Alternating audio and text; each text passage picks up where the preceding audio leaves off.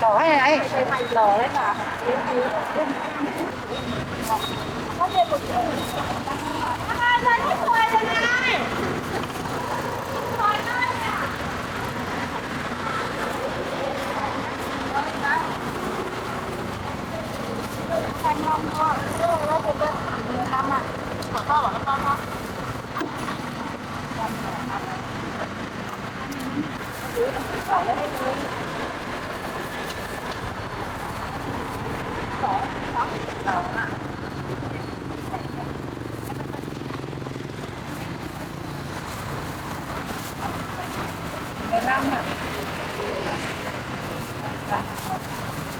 Cân đâu? Bé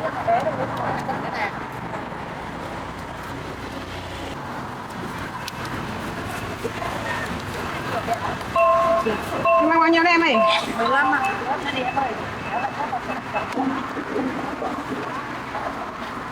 Lên truyền thịt nha. Bé này mình kém đi một tí đi, để tí hoặc chẳng nhé. Quá ơi một tí đấy. À chết quên. Chưa màu chưa?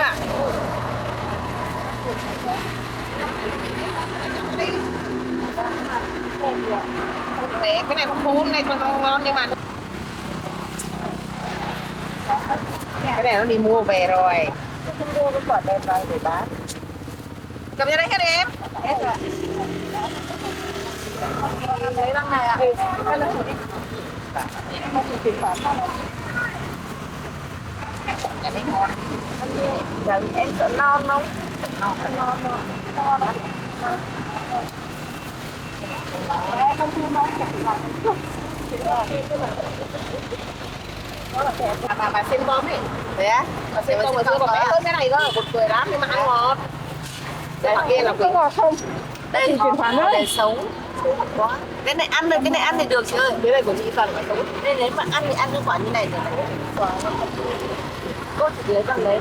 Đúng cân này là không chỉ sang đâu nhé. Có cái cân này. Còn cân đích còn hai. Không, tớ mua cái này thì biết rồi. Cân này không cân. Có ai ăn rồi.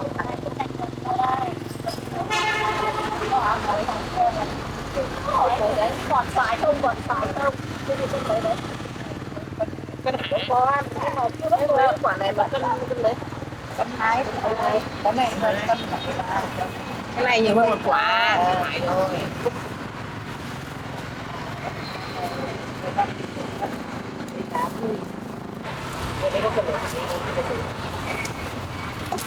Nhà này nó có cân xoài lắm rồi.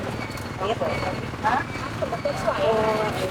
Tốt, hai đứa thì người ngọt lắm. Chị cho chị 100.000 chứ.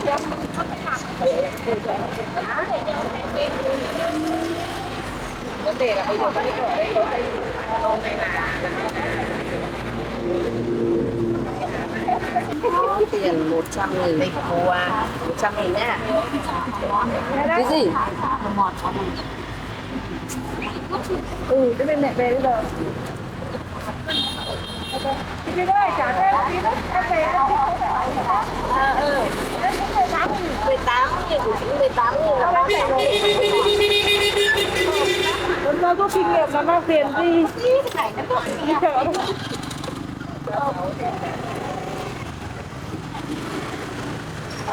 bây giờ lại người một nước và cái đồng 200 500 thôi. 36 36 Ngon à? Ngon à? Nhưng mà ai dám không mà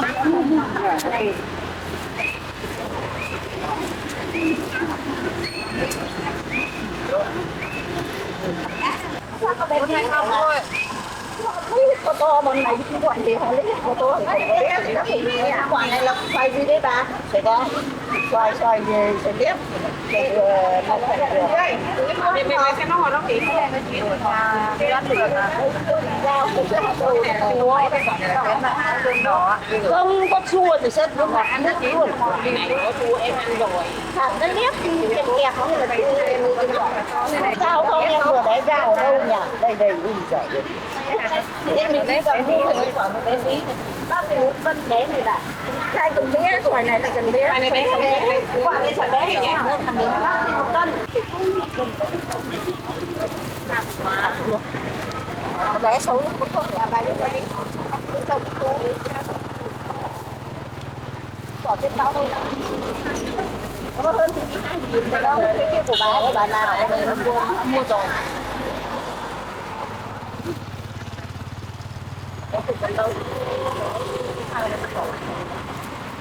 Bạn thôi, giờ cũng chết hết rồi, giờ mình mua rồi mình cắt kêu mà làm hàng nhạt. Nó này là đang mua là 2.000 đồng.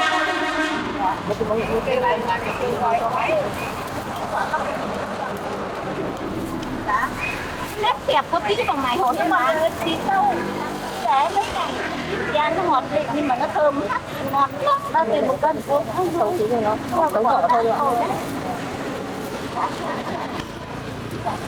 mình canh nhau mới nhìn được canh nhau này lấy này canh nhau bài cho nó vào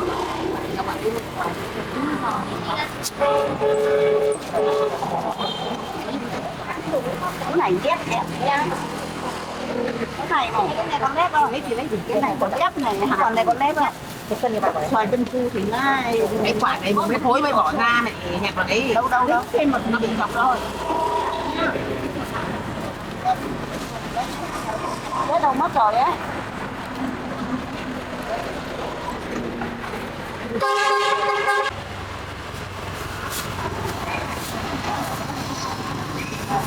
Các bạn cũng không.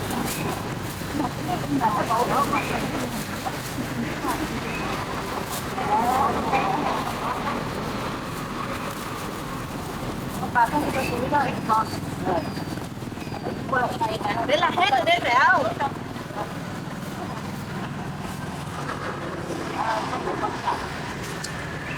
Cái này còn đang lấy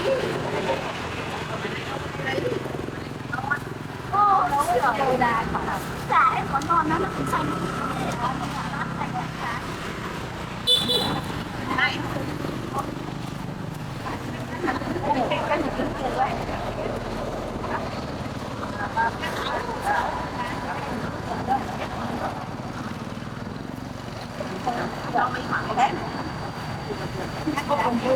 xấu là cầm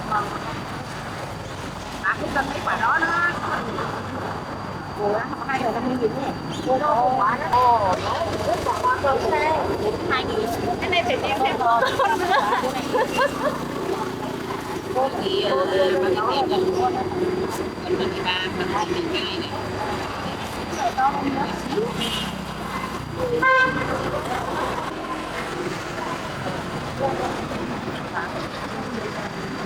Cái này bán thì một cân đi bán nốt đi. Cái 6 là đi 32.000. 32 là 42.000. Đi 40.000.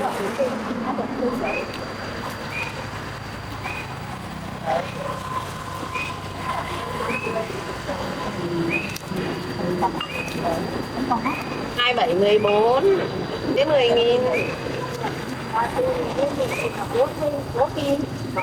Cái này 50.000 này, hết từ 50.000 này. Đấy tao 100 ở đây. Thôi đừng lấy tiền đấy cho em đi, cho em tìm này đi.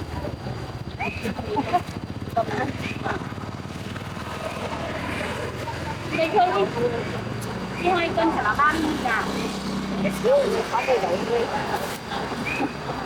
Ô mua nốt của nó đây.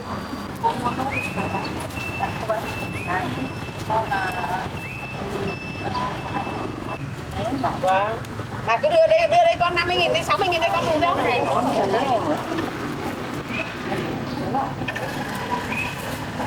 Chị bảo đi đây. 6.000. Nó được tiền đấy. Ngon. Đây chắc là ngọt. Hết rồi đấy. Ngon là tốt.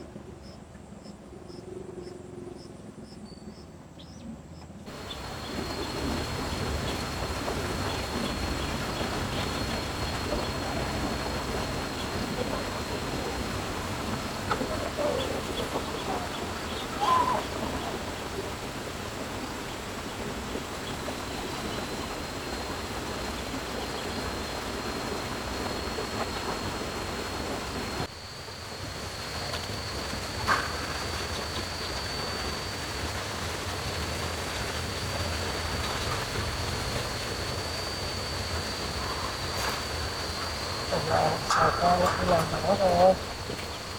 Không biết bao giờ con về đâu.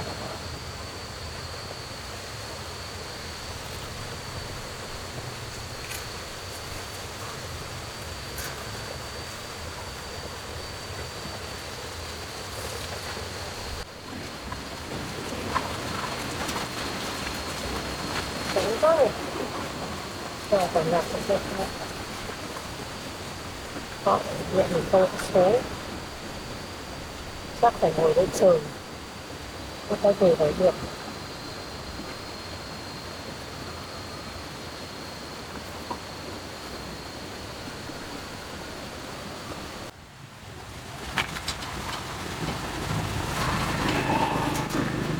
Chẳng biết hôm này Hải ca đi làm gì mà cỏ rậm rạp ghê quá. Mà mùa này cũng là mùa mưa, cỏ nó phát triển nhanh.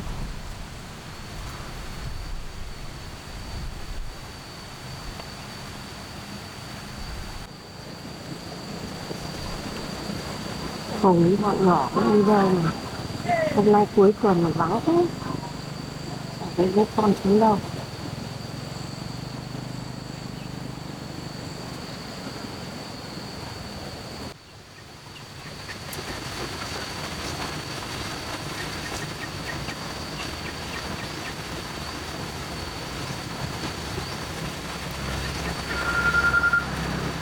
Không hiểu rót nữa.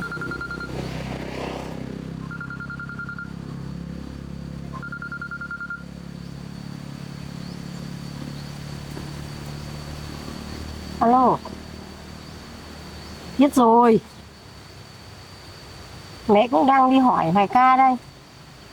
Mẹ cũng hỏi nhiều chỗ rồi nhưng mà chưa được. Thì phải để cho mẹ từ từ chứ.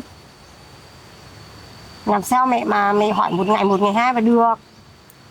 chắc chắn mẹ sẽ hỏi được cho con. Thế nhá, yên tâm nhá. Nuốt ngại tiền tiền.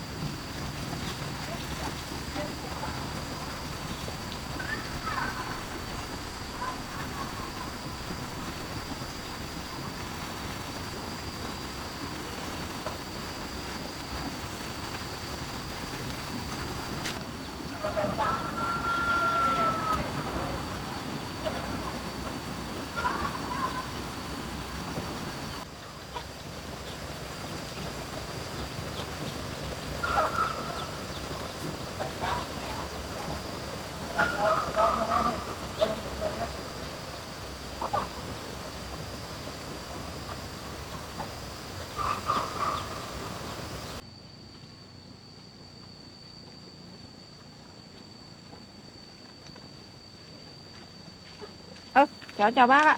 Chào cháu. Đi làm về à cháu? Vâng. Thế bác vào đây tìm cháu có việc gì không ạ? Bác vào đây tìm cháu có chút chuyện cháu ạ. Vâng. Thế bác chờ cháu lâu chưa ạ? Bác chờ cháu cũng được một lúc rồi cháu ạ. Vâng, thế đợi cháu mời bác vào nhà.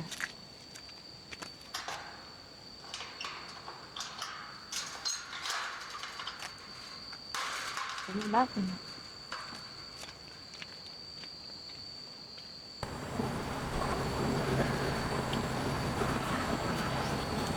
Có một bát các bạn người giống quá.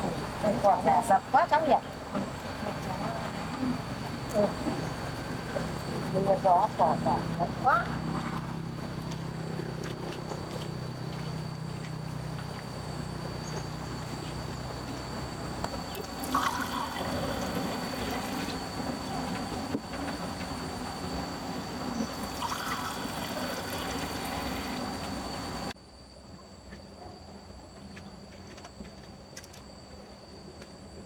Cháu mời bác vào nước.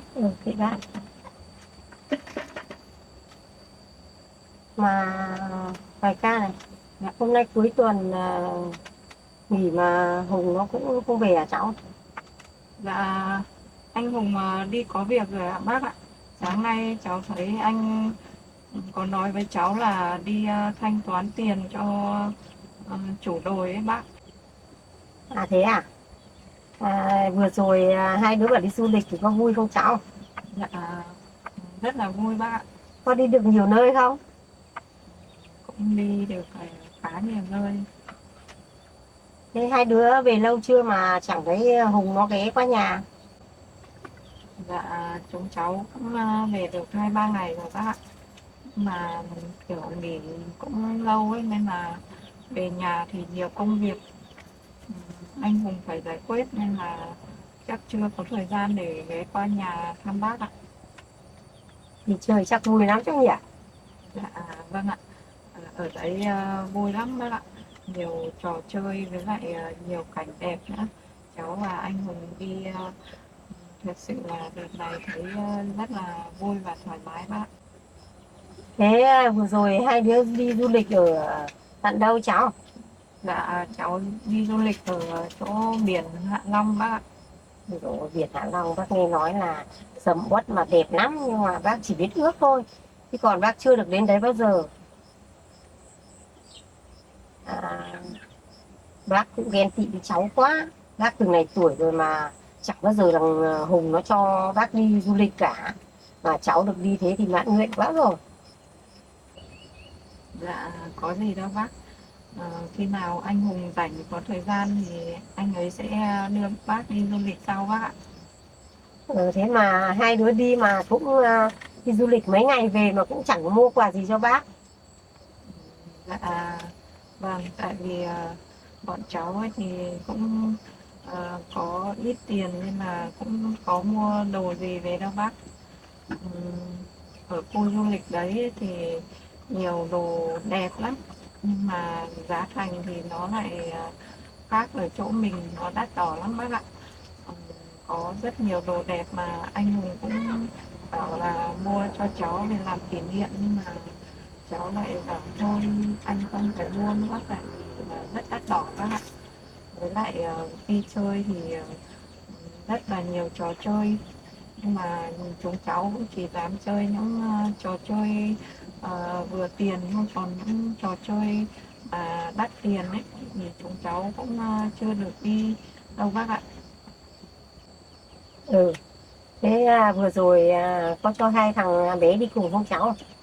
Dạ cháu cho hai thằng nhỏ ở nhà thôi bác ạ.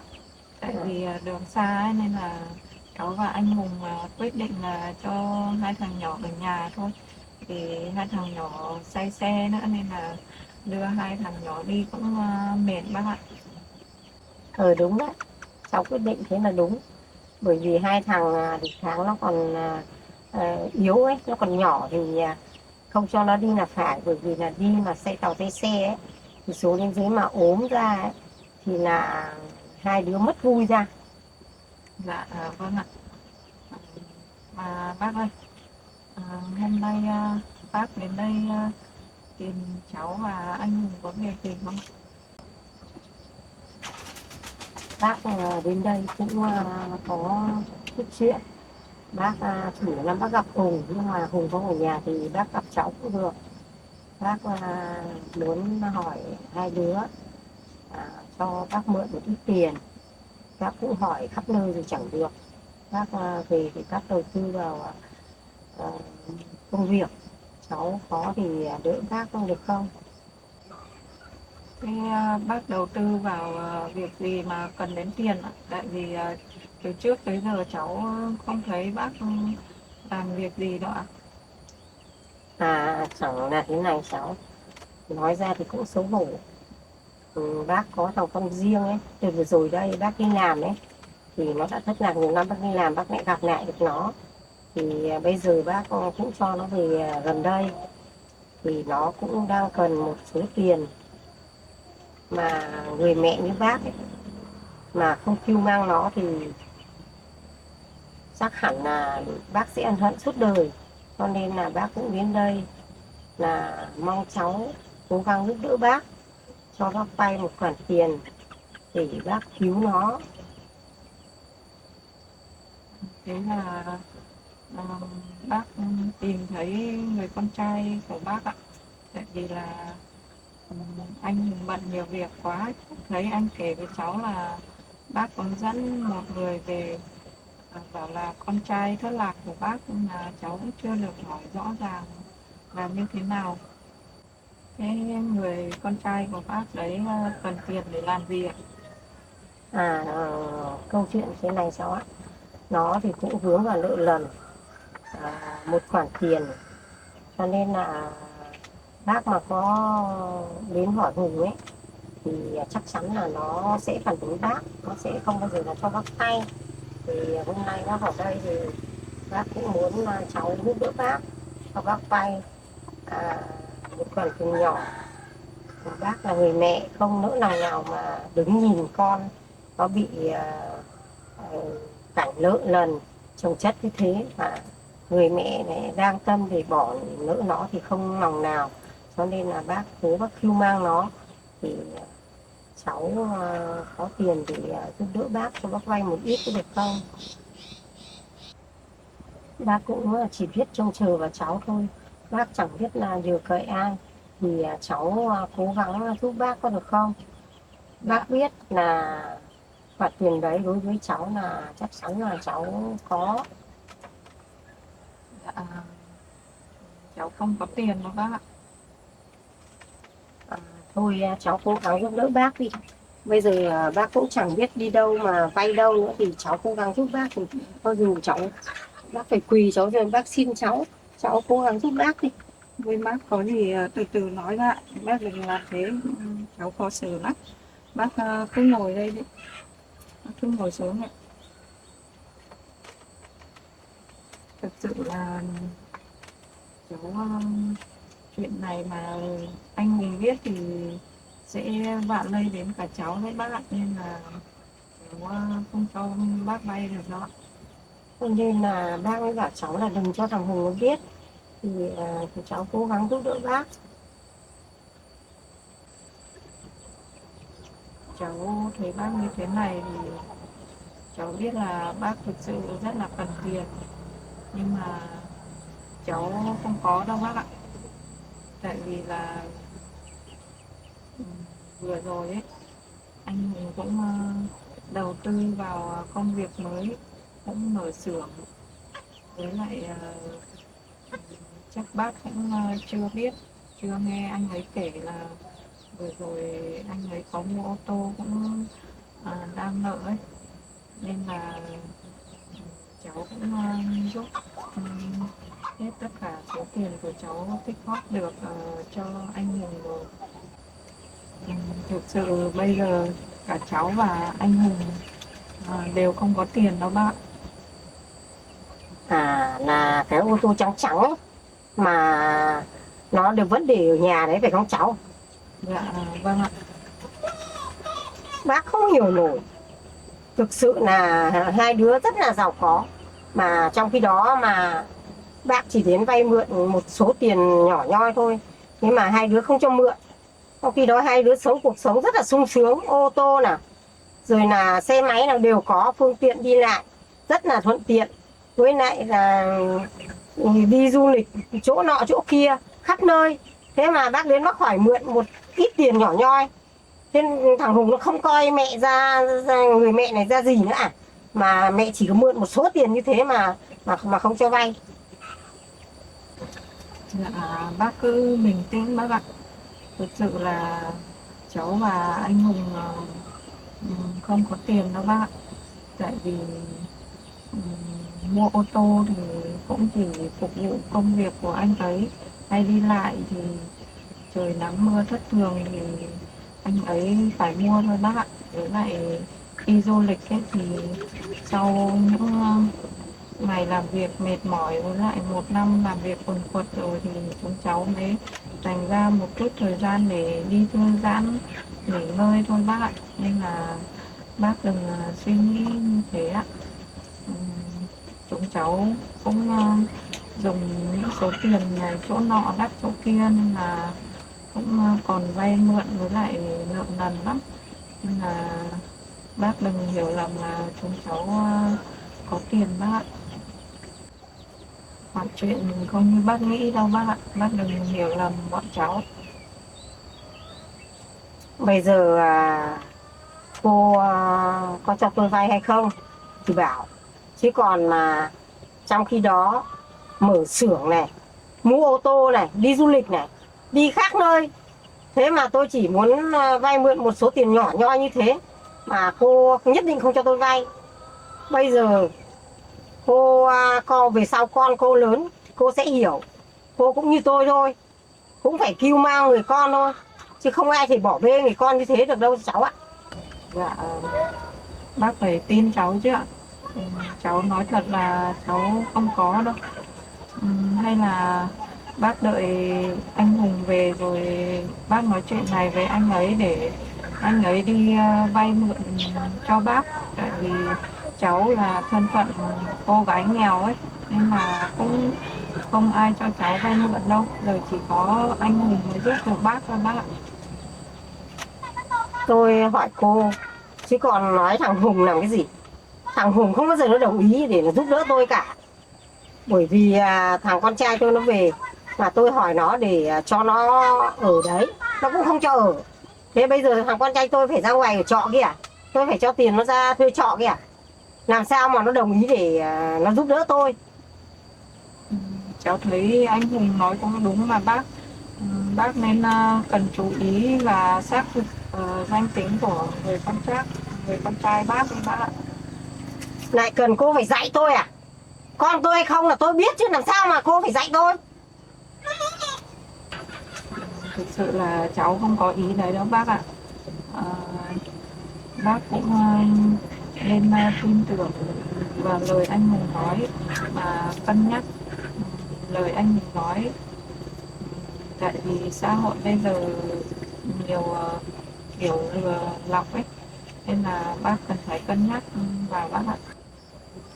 Bác và mẹ anh Hùng nên là cháu rất là tôn trọng bác. Bác thấy đấy, từ trước đến giờ cháu chưa một lần cãi lời bác. bây giờ mà cháu có thì cháu sẽ cho bác mượn ngay mà bác. Cô và cô không cãi lời, nhưng không bao giờ cô nghe theo tôi cả.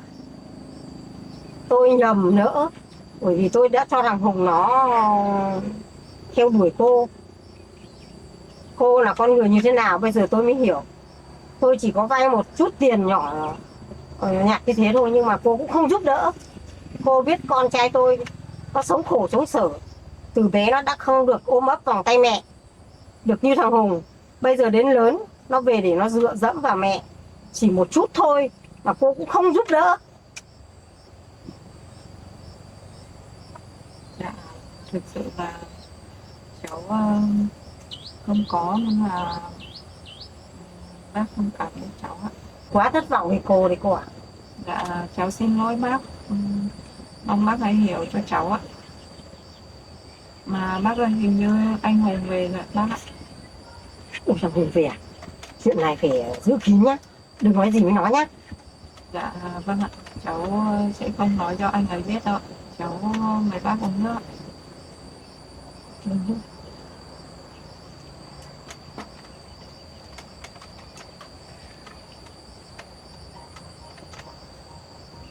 Anh về rồi ạ. Anh về rồi.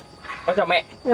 Đi làm việc á? Vâng, con đi đo ít gỗ xong rồi thanh toán cả tiền đồi cây cho họ. Thì mẹ hôm nay tới đây làm gì này? Sao tự nhiên lại tới nhà mày ca? Thì lâu ngày mẹ cũng không vào đây, với lại mẹ vào đây xem là hai đứa đi du lịch về chưa, mà hàng tuần nay cũng chẳng ngó nghiêng qua nhà chút nào. À, vâng.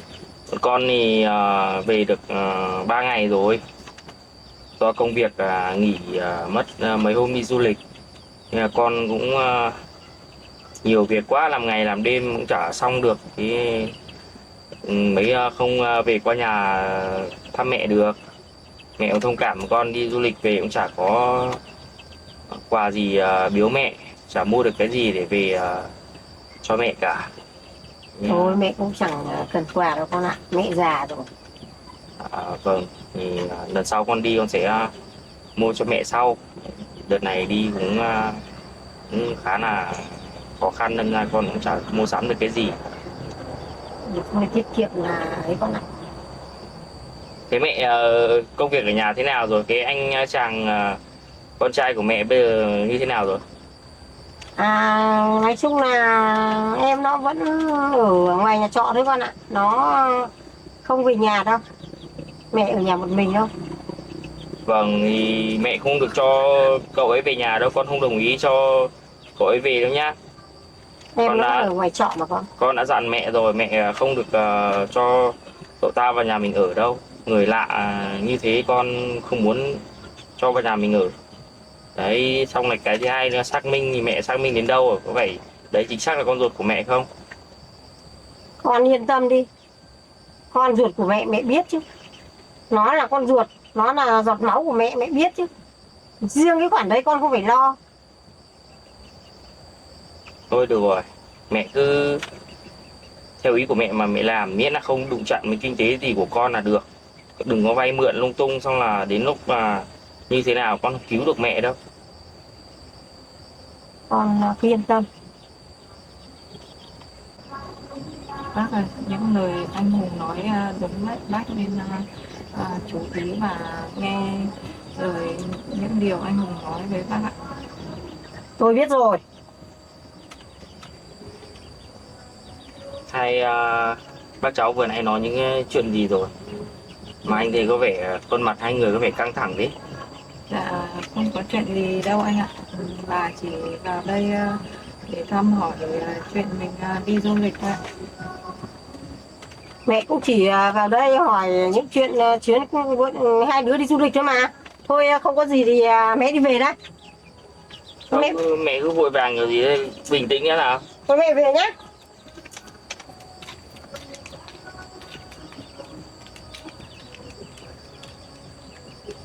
Có chuyện gì đấy phải ca?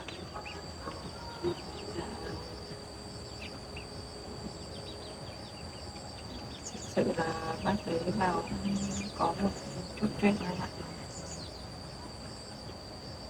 Thế có chuyện gì em nói cho anh nghe à?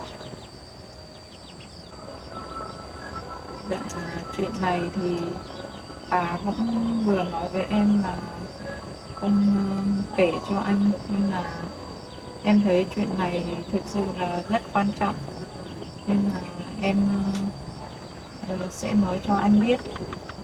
Tại vì nếu không nói cho anh biết thì em sợ sẽ xảy ra chuyện với mẹ anh, thì đến lúc đấy lại không giúp được bà. Thế có chuyện gì em nói cho anh nghe thôi nào. Anh đã thấy nghi nghi rồi. Với vẻ mặt là hai người cũng rất là căng thẳng rồi. Thế em nói cho anh nghe là không giấu anh chuyện gì đâu. Bởi vì là anh phải là người được biết, để có như thế nào thì anh còn biết đường mà điều chỉnh. Bà ấy hôm nay vào đây thì cũng có ý là muốn vay tiền của em để về cho con trai của bà ấy. Bà bảo là lấy về cho cậu ấy để đi trả nợ hay như thế nào, em cũng không biết này. Anh biết ngay từ đầu mà.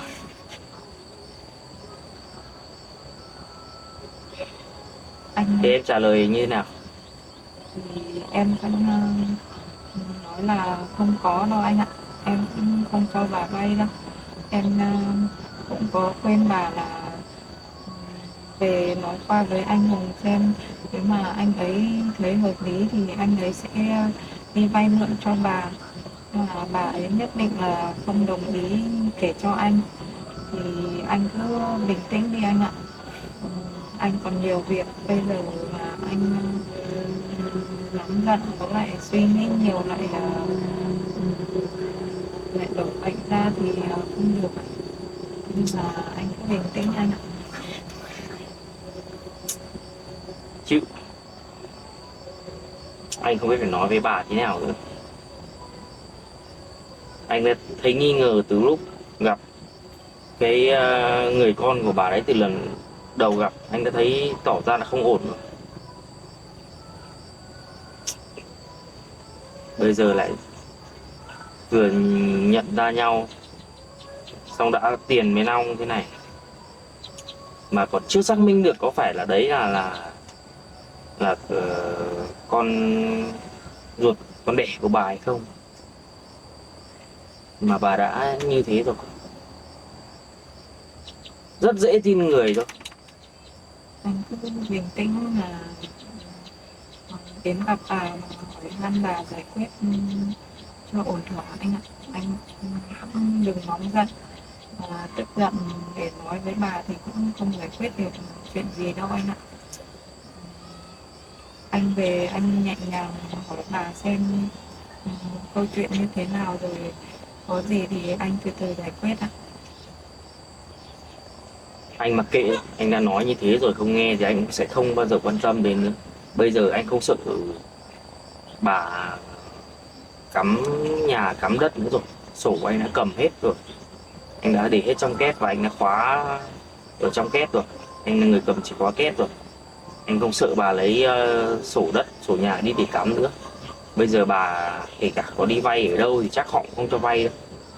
Bà mất hết chữ tín rồi. Với lại vụ vừa rồi bà đã lợi nhiều như thế mà không có để giả người ta cũng sợ hết vía rồi, cũng không dám cho bà ấy vay nữa đâu. Đợt vừa rồi anh đã phải đứng ra anh trả nợ cho rồi thì họ cũng biết rồi. Bây giờ bà không thể vay ở đâu được đâu, anh mặc kệ. Bây giờ ngoài vay hai đứa chúng mình ra thì biết vay ở đâu. Thì bà mới tìm đến đây, chắc bà cũng đi hỏi chán chê ở mọi chỗ khác rồi cũng không được, thì mới mò đến tìm tới em. Mà hỏi anh thì chắc chắn là anh không bao giờ anh đồng ý rồi.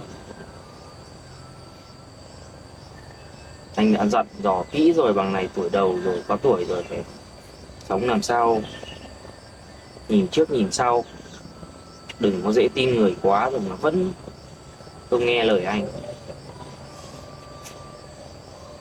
Vừa rồi em cũng có quên bà, nhưng mà bà cũng vẫn nhất mực là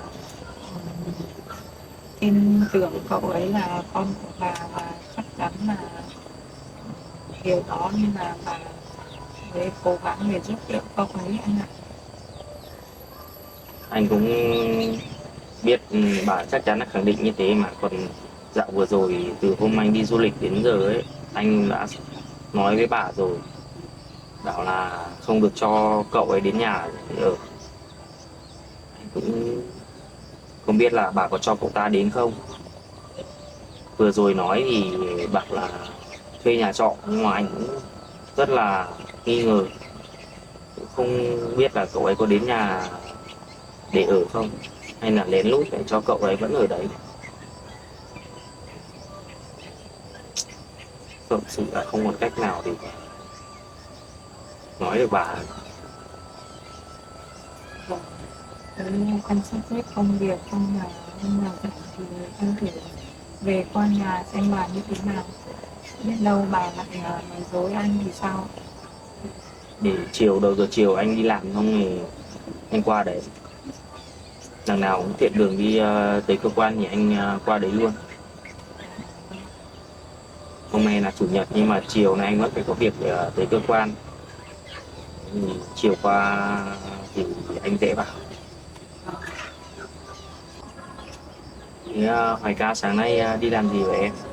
Dạ, sáng nay em đi thu hoạch thanh long anh ạ. À vậy à? Thì từ hôm đi du lịch về em còn thấy mệt không? Dạ em khỏe lại rồi anh ạ, về cũng được 3 ngày mà em nghỉ ngơi cũng thấy trong người thấy bình thường ạ. Anh đi về bây giờ anh vẫn còn thấy mệt, thì anh nói thật đi du lịch và về còn mệt hơn ở nhà đi làm, kiểu mình không quen ấy, đi xe nhiều xong là đi bộ nhiều nữa, đi khắp nơi để đi chơi những chỗ có vui chơi ấy, toàn đi bộ chỗ đấy đường xá không quen, mình đi theo tàu xe thì cũng nhà xe thì không đưa mình đi từ chỗ một, các đi đơn anh chuyển mệt hơn là ở nhà đi làm. Vâng.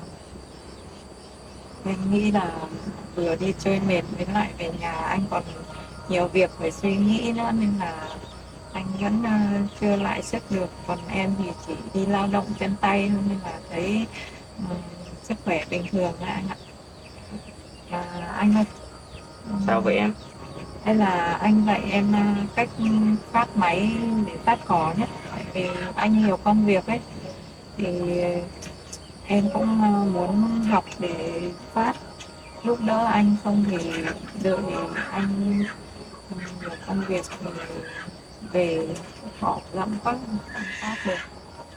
Thế để anh dạy cho hay là để anh phát cho, em đỡ phải làm, không cái này anh sợ em không làm được, bây giờ dạy thì sợ em cũng không phát được, sợ không quen ấy. Anh cứ dạy em phát cái chỗ dễ kia một lúc anh ạ, để em học gần rồi sau này còn đi làm ngoài đồng nữa thì những lúc anh bận rộn thì em có thể tự làm được ạ. Thế được rồi, thế để anh đi dạy em cách làm nhé.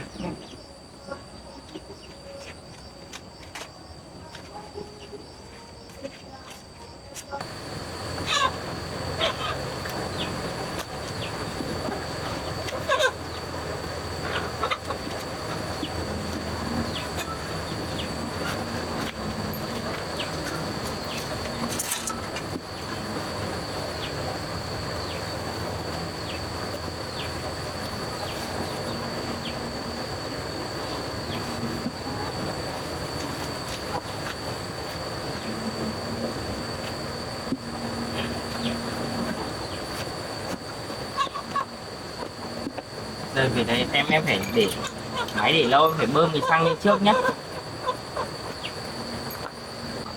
Đây em đây có nút bơm xăng này em này. Đấy, máy để lâu mình phải ấn cái này, ấn mấy lần cho xăng lên nhá. Đấy. Xong rồi đây có cái công tắc này gẩy lên để le nhá, kéo cái le này lên xong thì dập tạm một vài phát đã.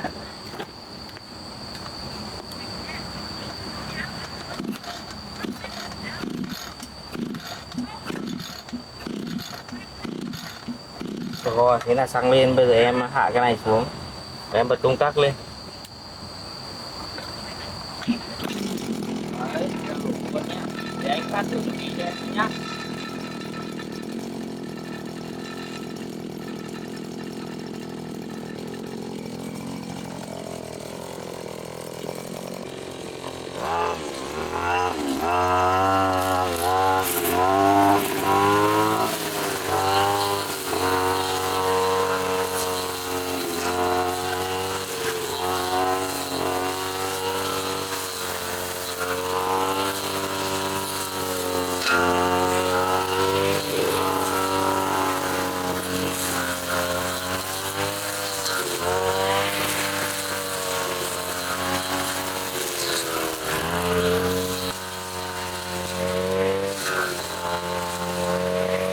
Đấy, em lia lia như này là được.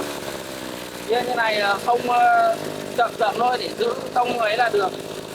Không cho hẳn xuống đất là được. Để ý có đá hay không thì mình phải tránh.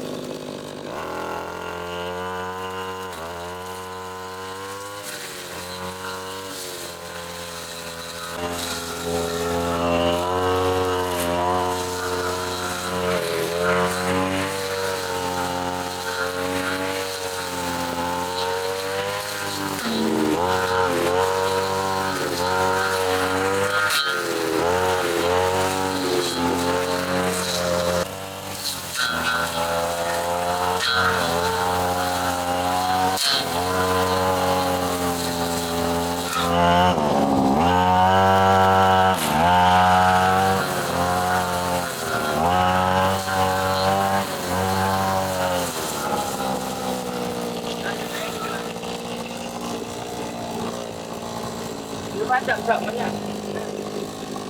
Đấy, lần sau không có anh thì em không biết làm nữa.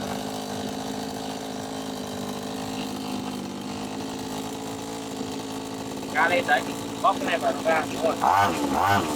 Rồi đấy, ga vừa rồi. Ga to lên nó quay đã. Ga. Đấy, đấy.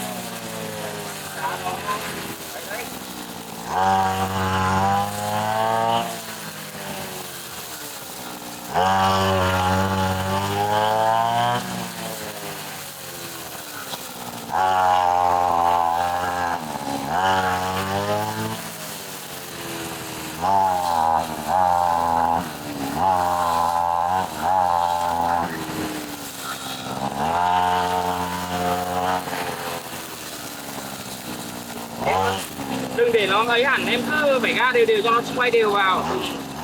Đấy, cứ tầm tầm này, đừng có cho nó dừng hẳn nhá. Em cứ cho nó đều ga vào.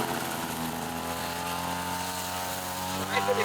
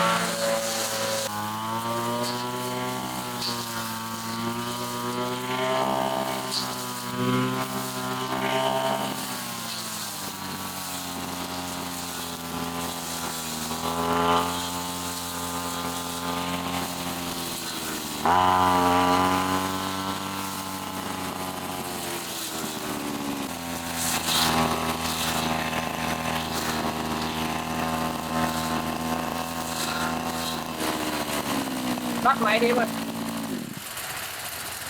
Ở chỗ này khó lắm để tí nữa anh phát chứ. Em thấy phát máy thế nào, có thấy không? Em thấy cũng khó lắm anh ạ. Bây giờ em chỉ sợ là phát đất thì vào đá thì nó văng vào người thôi. Công nhận. Nếu mà chính xác mà cái này mà để phát bằng cước thì nó sẽ an toàn hơn, nhưng mà cái cỏ này nó dai lắm, phát cước thì sẽ không cụt được. Em được tập phát nên là không phát được sát đất mấy với lại ra không đều mà sẽ phát được không. Thôi được rồi, như thế là có tiến bộ rồi. Lần đầu tiên mà phát được như thế là tuyệt vời rồi. Thôi cái chỗ này thôi để anh phát cho nhá, cái này khó lắm. Chỗ này còn vào chậu hoa các thứ này em không luồn lách được. Đây thì mang máy cho anh để anh ấy cho. Hôm nào ra cái cánh đồng to hẳn một cái soi bãi to thì em phát sẽ dễ dàng hơn. Còn ở đây thì hẹp quá, khó làm. Đây anh phát. Em ra khi ngồi nghỉ chờ anh nhé.